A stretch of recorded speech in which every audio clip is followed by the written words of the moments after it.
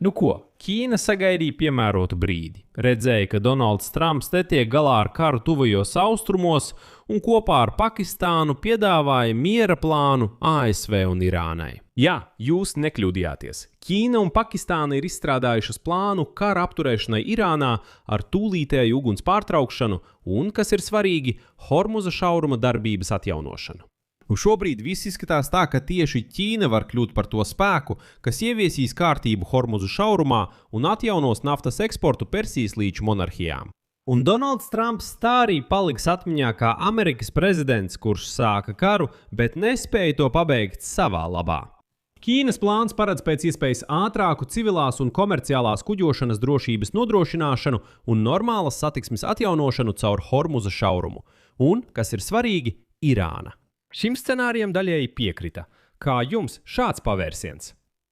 Mani sauc Aleksejs Pečijs. Apspriedīsim šo tēmu kopā. Bet pirms sākam šo raidījumu, kā ierasts, lūdzu jūs atbalstīt šī YouTube kanāla darbu ar savu ziedojumu vai kļūstot par sponsoru, izmantojot saites un rekvizītus šī video aprakstā. Būšu pateicīgs par jebkādu jūsu atbalstu, un to varat izdarīt arī raidījuma beigās, ja uzskatīsiet šo raidījumu par interesantu un noderīgu jums.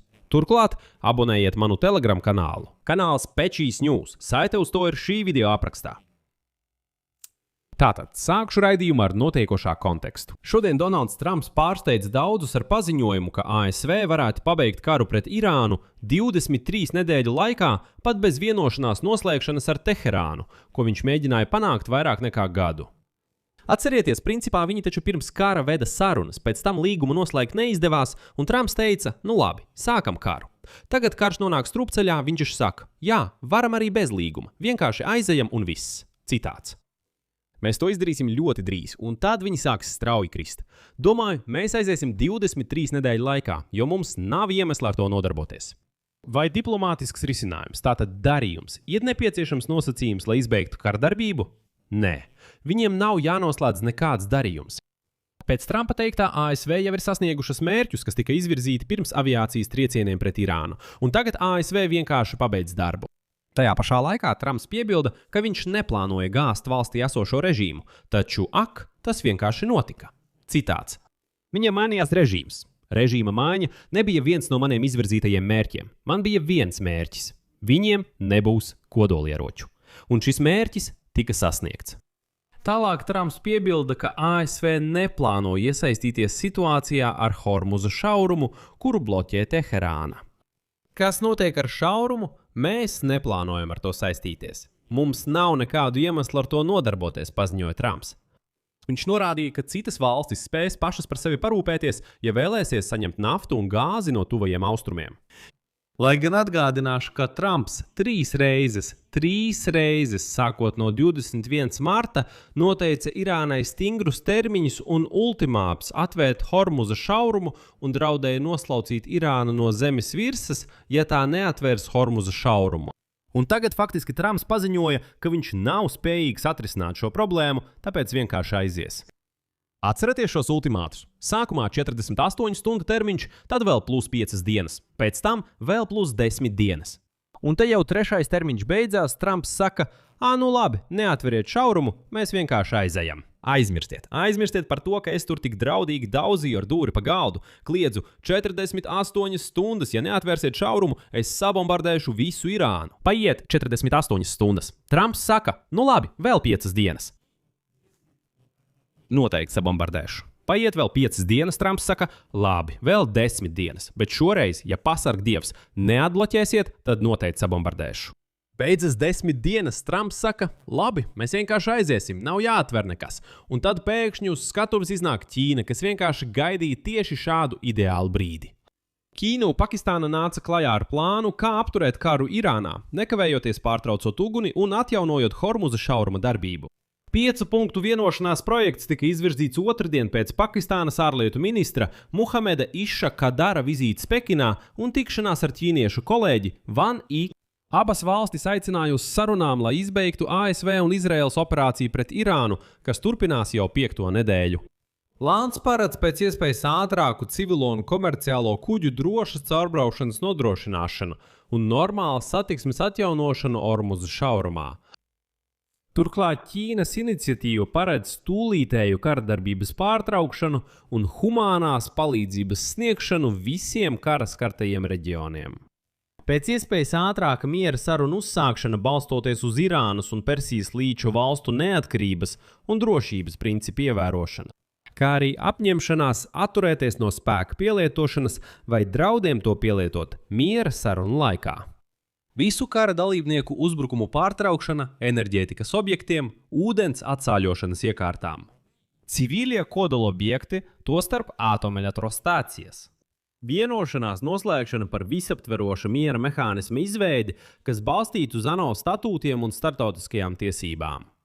Pakistānā, kas pašlaik ir starpnieks starp Irānu un ASV, paziņoja, ka tā noteikti ir līdzsvarota iniciatīva, ar kuru piekrīt Pakistāna, Ķīna un daļēji pat Irāna. Interesanti, ka, kad Trumpam pajautāja par šo ķīniešu un pakistāniešu miera iniciatīvu, Trumps vienkārši atmetā roku un teica, ka viņam notiek kaut kādas nesaprotamas personīgas sarunas ar Irānu, citēju, lieliski.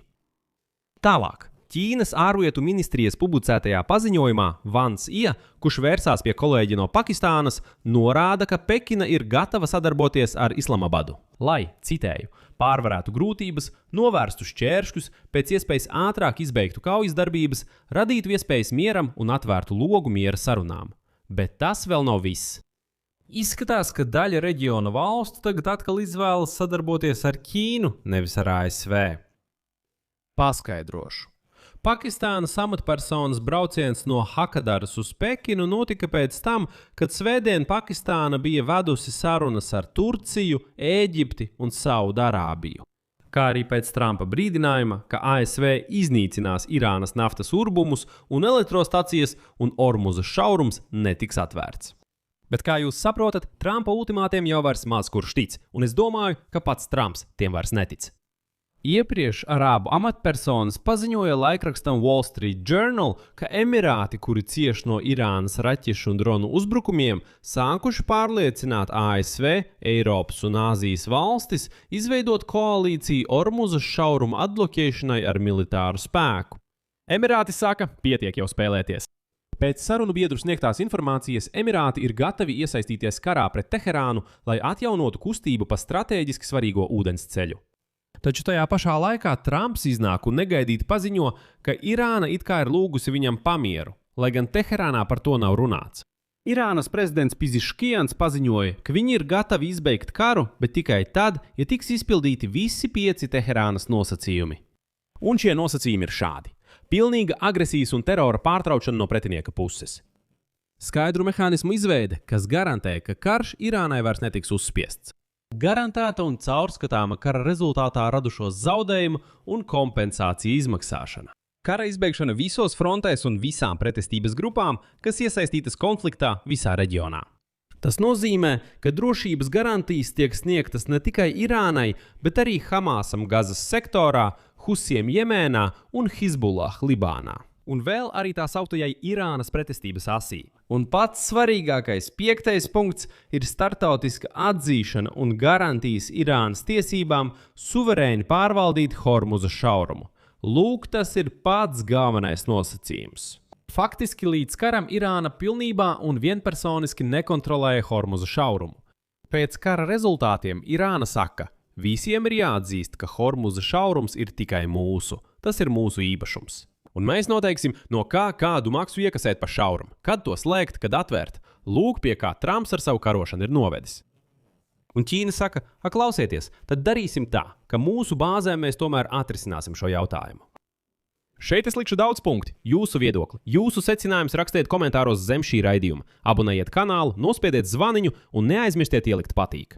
Ja vēlaties atbalstīt šī YouTube kanāla darbu, būšu jums par to pateicīgs. To var izdarīt, izmantojot saites un rekvizītus šī video aprakstā. Tur ir dažādas platformas.